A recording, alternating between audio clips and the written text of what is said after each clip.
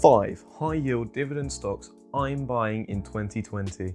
In the future, I will do individual stock analysis for these and really show the evidence behind my pick. But without a doubt, let's get right into it. These stocks still pay their dividends and offer some of the highest dividends in the world and offer great dividend frequencies, especially for the UK, considering it is lower than others. Is Legal & General, which is a large life insurance firm with a dividend yield of about 8.5% and a dividend frequency of 2 times a year, as well as consecutively growing their dividend by 16.5% year on year over the last 10 years, and as well as a share price which is down by 35% since the start of the year. So it is great value to buy. Next up, we have Royal Dutch Shell, which is one of the 6 large oil majors. And yes, they did recently cut their dividend, as you know. However, the dividend cut has now put it to about 4%, which is still a high yield and a great dividend payer, as their dividend frequency is 4 times a year, and in the UK the average is 2, so that is brilliant. Also, they paid their dividend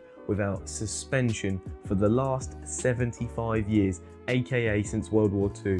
Even though they've cut it, they've consistently paid their dividend no matter what. And their share price is down 50% in the last year, and the market sell-off due to the oil-Russia price war has led to that, so it's another great buy. And if you found the video useful, please click the subscribe button and share it to your friends, because I want to get this word of great dividend stocks to invest in out there. Rio Tinto, which mines certain minerals in Australia, is my next pick, with a dividend yield of 8.31% and a dividend frequency of twice a year. They've paid their dividends in the last 20 years, however, they have cut their dividends twice in the last 20 years, which isn't great. However, the cut is usually followed by a large dividend growth in the following year, and it might not recover to its previous year amount, but it is recoverable. And over the last 20 years, they have continually paid that dividend, and it has been over the long term rising.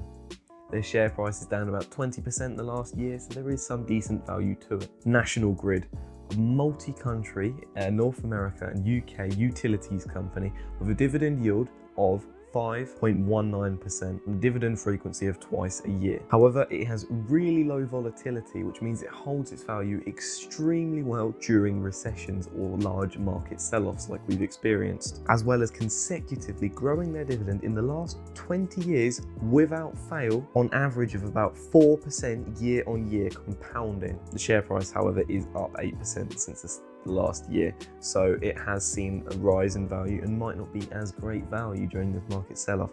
However, it's certainly a buy for a dividend growth portfolio. BP, which is another oil major, and offer a whopping dividend yield of 10.53% and a dividend frequency of 4 times a year. They've paid their dividend over the last 20 years with only 1 cut, and that was due to the BP oil spill crisis, which had led to a loss of quite a few souls and a lot of revenue. However, I do suspect that they will follow Shell in cutting their dividend in the future, and it will most likely move to about a 3 to 5% dividend yield, which is still great for the money and the dividend frequency 4 times a year. However, they've had little to no dividend growth over the last 15 years, primarily to the fact that their dividend still isn't as high as their 2010 cut. So it might be worth thinking about. BP aren't good for growing, but do have a high yield that they can pay, and a 35% share price drop since the start of the year, so it is great value. And if you've enjoyed the video so far and you're interested in how I pick my investments, then click the card at the top right of the video. Thank you for watching. I'm Osborne Foreman. Have a good night.